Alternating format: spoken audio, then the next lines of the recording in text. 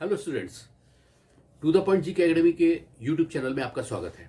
मैं डॉक्टर संजय कमठानिया इस सप्ताह के 10 करंट अफेयर्स के महत्वपूर्ण प्रश्न आपके सामने लेकर आया हूं और ये 10 प्रश्न सबसे महत्वपूर्ण तथ्यों के साथ हैं।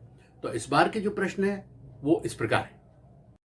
तो इस बार का क्वेश्चन नंबर 1 है, विश्व की सबसे ऊंची पर्वत चोटी माउंट एवरेस्ट की मापी गई नई ऊंचाई कितनी है?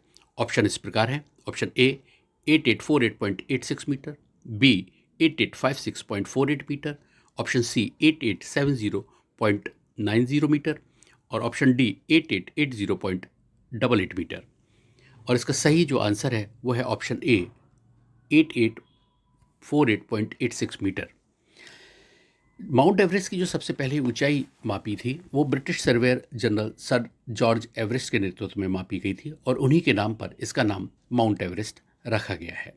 नेपाल में इस पर्वत को सगरमाथा कहते हैं और इस पर सर्वप्रथम पहुंचने वाले पर्वतारोही थे तेंजिंग नोरगे और एडमंड हिलेरी।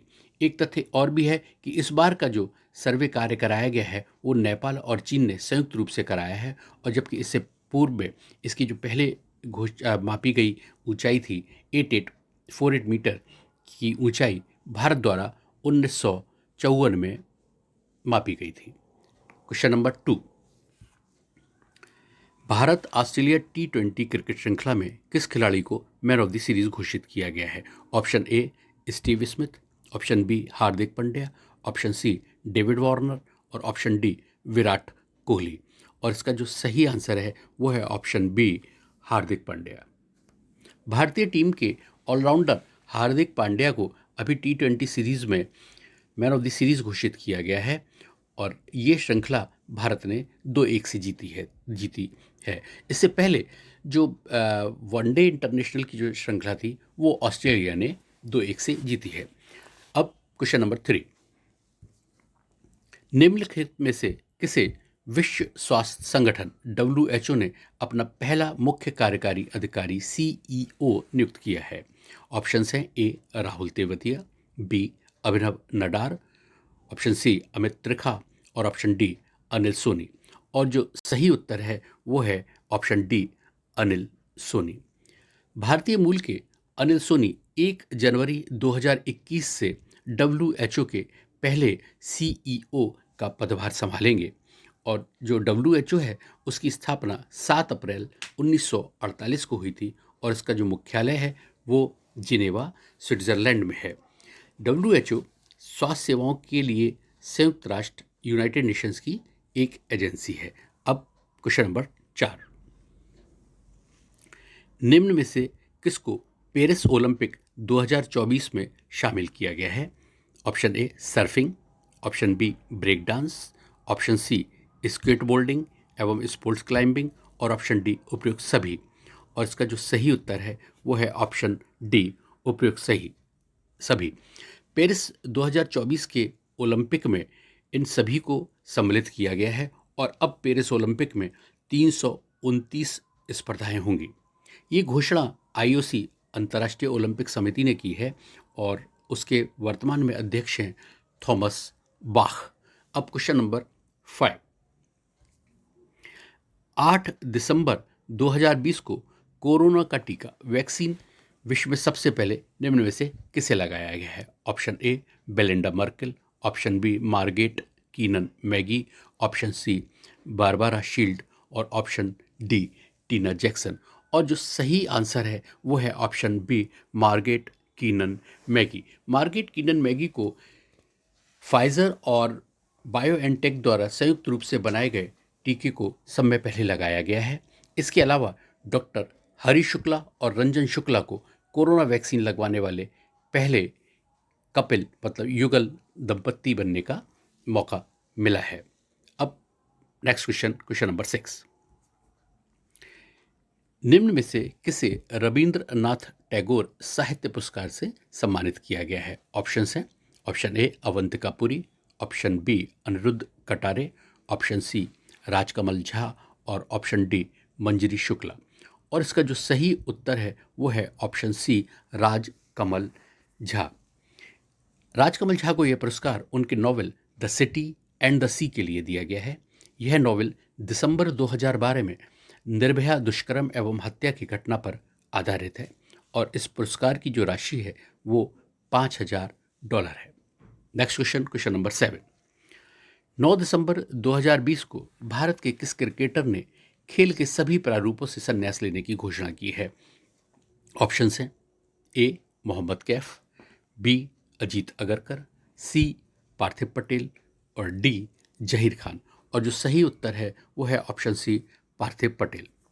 पार्थिव पटेल ने अभी क्रिकेट के तीनों प्रारूपों से संन्यास लेने की घोषणा की है और पार्थिव पटेल टेस्ट खेलने वाले भारत के सबसे कम आयु के विकेट कीपर हैं। उन्होंने 17 साल 153 दिन की एज में 2002 में नॉटिंगम में इंग्लैंड के खिलाफ पहला टेस्ट खेला था। गुजरात ने पहली बार जो रणजी ट्रॉफी चैंपियनशिप जीती थी उसका नेतृत्व यानी कि कप्तानी पार्थिव पटेल ने ही की थी। अब क्वेश्चन नंबर 8। एक राष्ट्र एक ration card, one nation one ration card की प्रणाली को कितने राज्यों में लागू करने की घोषणा की गई है? Option A 7, option B 9, option C 11 और ऑप्शन डी 16। और जो उसका सही उत्तर है वो है ऑप्शन बी 9। यह जो प्रणाली लागू की गई है वो 9 राज्यों में लागू की गई है और ये राज्य इस प्रकार हैं: आंध्र प्रदेश, गोवा, गुजरात, हरियाणा, कर्नाटक, केरल, तेलंगाना, त्रिपुरा और उत्तर प्रदेश। इसके अंतर्गत नेशनल फूड सिक्योरिटी एक्ट में आने वाले लाभार्थियों को फेयर प्राइस शॉप से राशन की सुविधा मिलेगी।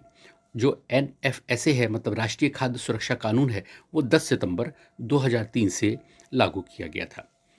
अब next question, question number 9। Central Vista project का संबंध किससे है? ए कोरोना वैक्सीन से, B Uttar Pradesh film city से, सी संसद के नए भवन निर्माण से और ऑप्शन डी नए स्टेडियम निर्माण से।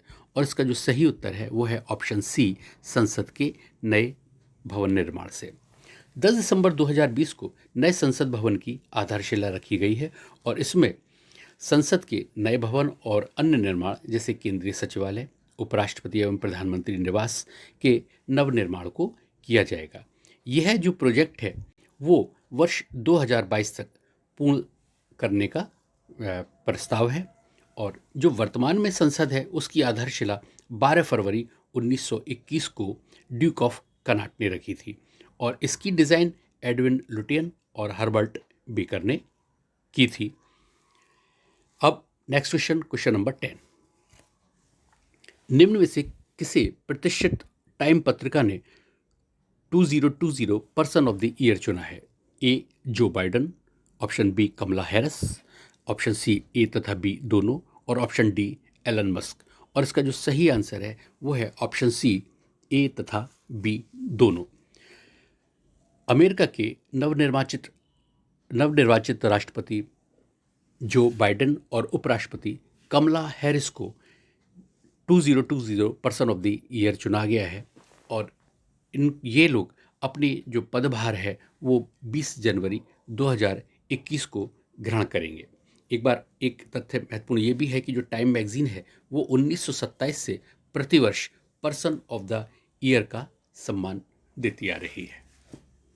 तो स्टूडेंट्स, जैसे कि आप जानते हैं नॉलेज इज पावर और ये नॉलेज अगर बांटी जाए, शेयर की जाए तो बढ़ती है। तो इस नॉलेज को शेयर भी करना है। तो अगर आपको मेरा ये वीडियो पसंद आया हो तो इसे शेयर कीजिए, लाइक कीजिए और अभी तक सब्सक्राइब नहीं किया हो तो सब्सक्राइब भी कीजिए।